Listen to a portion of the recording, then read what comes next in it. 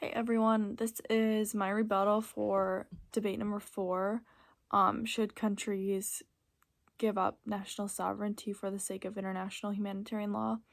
And this is in response to the video from Emily Garcia. So, in I guess I'll use first person pronouns. In your initial debate, you talked about an international standard, which would be created as countries give up national sovereignty.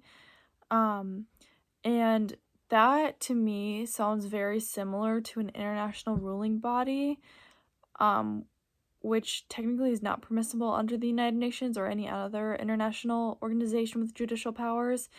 Um, because, I mean, we don't have an international body that is superior in ruling to all countries. Obviously, we have the United Nations, which has some judicial powers, but they don't have, like, technically, they don't have any kind of, I don't know, superior jurisdiction over countries. Um, and it seems somewhat difficult and impossible to effectively enforce this kind of standard that you're talking about.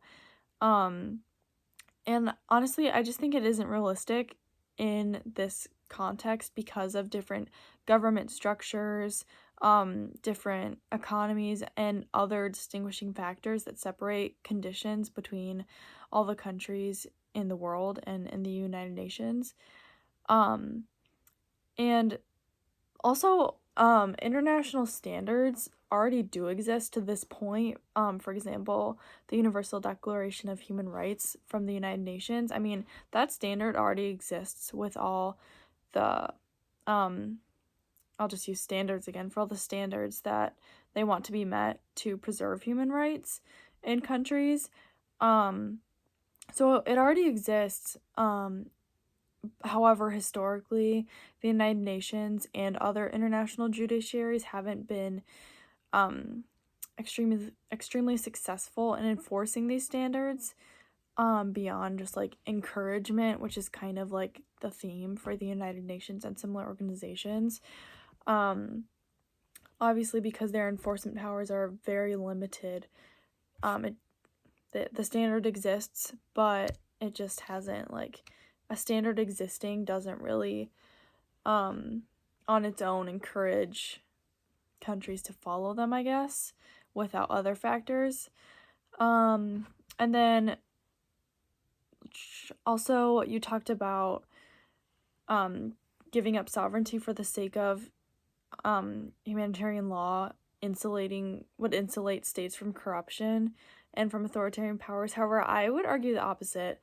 Um, I don't think that they would insulate states from corruption and authoritarian powers, um, which I'll talk more about in a second. But, like, in order to comply with international humanitarian law, there isn't really, like, a way to give up national sovereignty, I feel like.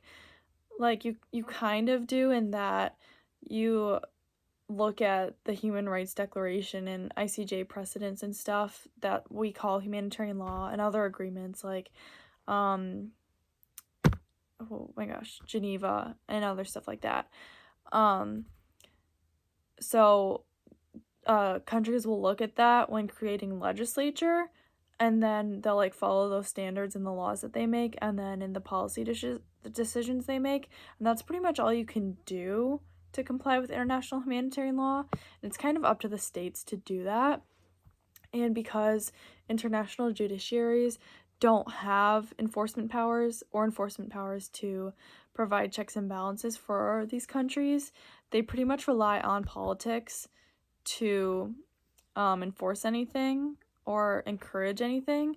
So nations would really have to adopt legislature following these standards on their own without someone else like dictating what they need to do. And if they did, that would end up being an international ruling body, which obviously we don't have. Um, Nor do we want, if we want to preserve any kind of national sovereignty, unless like we want the world to all be governed under one government. Like, that's a different question. But that does not exist. So, um, I would argue that it actually doesn't insulate from corrupt powers, considering that the states kind of are the ones who have to take the action in order to comply with humanitarian law.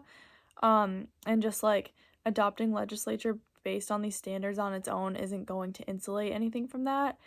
And to talk further about that, international humanitarian law, what we refer to that as mostly is derived from agreements and precedents from the UN and ICJ and similar organizations and agreements, obviously, that we've learned about.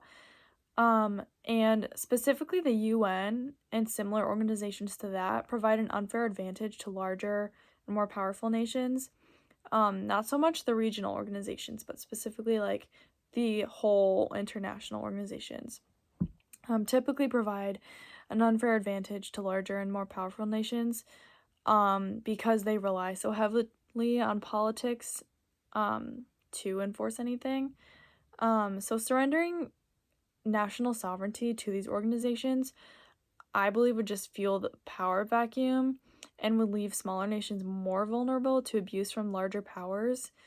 So I don't think that it would actually insulate anyone. It would just actually provide a space for more abuse and more exploitation of these smaller countries rather than providing an international standard to treat everyone the same. I mean, as long as you have an international organization where some countries get more power than another, it's just not going to happen. So for those reasons, I think that surrendering national sovereignty wouldn't, for the sake of international humanitarian law, wouldn't actually be effective.